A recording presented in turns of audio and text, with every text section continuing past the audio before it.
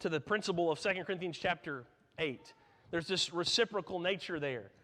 You meet their needs out of your abundance so that when you have a need, their abundance will meet your needs.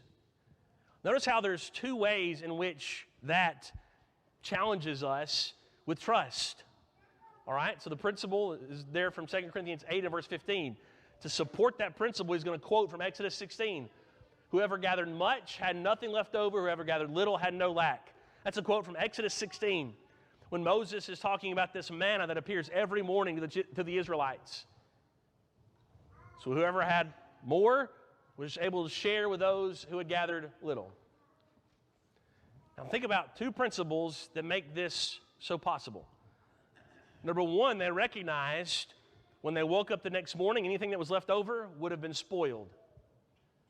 So if you have a more able-bodied family and they gather more than they need in a given day when the manna falls, and you've got maybe an older family, a sicker family, and they cannot gather as much, well, the able-bodied family is able to share with the other family and both have enough to eat.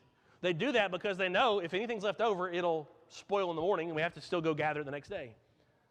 Think about how that principle impacts us in our discussion now all these years later. We know the destination of our possessions. We know they're not lasting. We know that we did not bring anything into the world and we cannot take anything with us. So the Lord would say, because you know it will not last, you can share out of it and meet needs out of it because you know it will not last. But the second principle that's intertwined with it is that they also knew God was going to keep blessing them. They knew that not only would their leftovers spoil, but they would also be able to go out the next morning and have new manna once again that morning. And that's the principle behind our generosity. Not only will our possessions not last for eternity, but we also have the promise that God will bless us when we use our possessions for His glory. The text we read in our Bible reading that Tyler read for us this morning, Luke chapter 7, it's in verse 31, he says, to seek His kingdom and these things will be added to you. And it's just two verses later that he says, sell your possessions, give to the needy, provide yourselves with money bags that do not grow old.